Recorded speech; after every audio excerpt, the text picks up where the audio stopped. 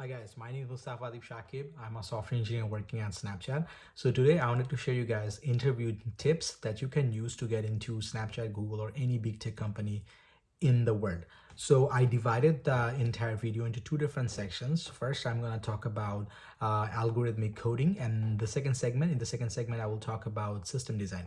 So for algorithmic coding, which is something that's going to be asked by most of the tech company if you're going for the internships, full-time job, or any senior positions. For system design is generally asked to more senior people. However, certain companies like Snapchat do ask system design questions to new grads that just graduate from college. So with that information, let's get started. So the very first tip that I have for y'all, if you're just getting started on your journey to master interviewing skill, is to read books. So the two books I would recommend, the first one is coded as the Coding Bible. Everyone calls it the Coding Bible.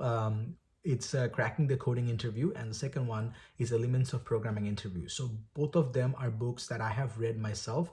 I would advise you to read every single chapter of that book, and like before you move from one chapter to the other, make sure you understand every single detail that's being laid out. If something is confusing to you, Google it or search for the relevant topic on YouTube to watch further explanation videos from other YouTubers.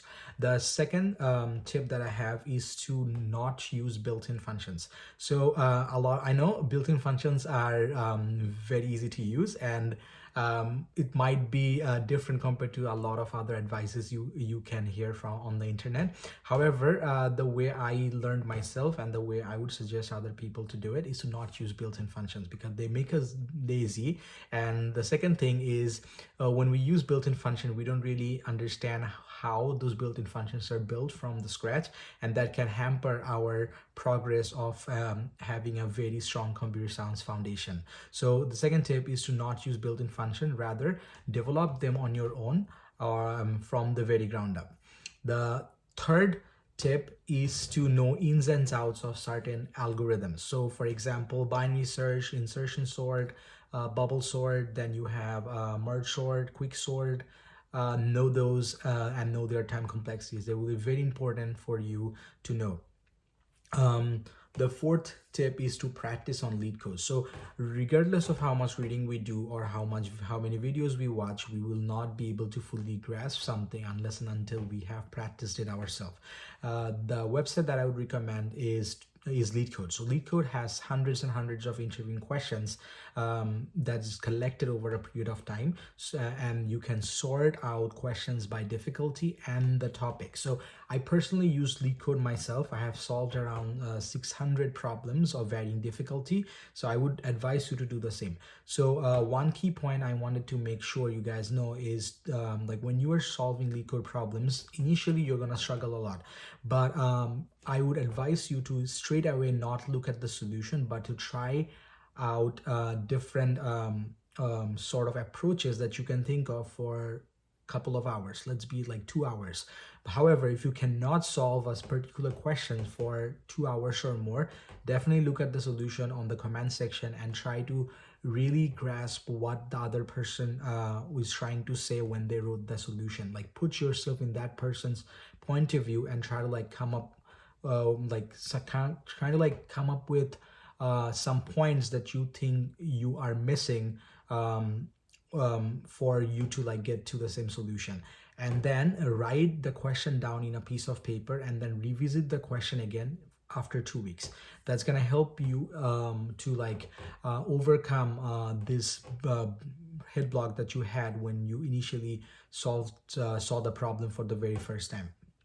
The fifth tip that I have for y'all is to look at the problem from varying different angles. So what do I mean by this? So let's assume I give you a very simple interviewing question that's about reversing a string. So someone who does not have a lot of interviewing skill would straightforward just use some built-in function to answer or write the solution. However, that's going to that's going to cost you points on your interview. So interviewers at any big tech company are looking for your thought process, not the solution itself.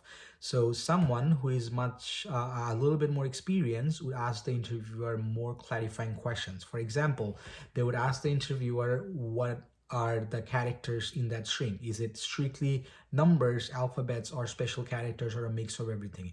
How long the string is going to be, and so on and so forth. So asking those clarifying questions gives the interviewer two signals. First of all, it tells the interviewer that you're thinking more than, or you're thinking outside of the box, and you're thinking about all possible edge cases. And the second signal it gives the interviewer is to have a meaningful conversation with you, where you guys can discuss the scope of the problem and however direction you guys want to take it to. The sixth tip that I have for you all is to practice on prem. So coding interview is not just practicing and solving problems. It's also about communication skills. Prem is a website where you can schedule interview with one of your peer who is also on the same journey as you are. And what's going to do to you is it's going to mimic a real interview setting and also help you develop your communication skill, which is very important for coding interviews. The seventh tip that I have for y'all is to walk through a solution when you have done implementing it in front of the interviewer. What it's going to do to you is two things. First of all, it's going to help you to catch bugs before the interviewer tells you to do so, which is going to give you brownie points.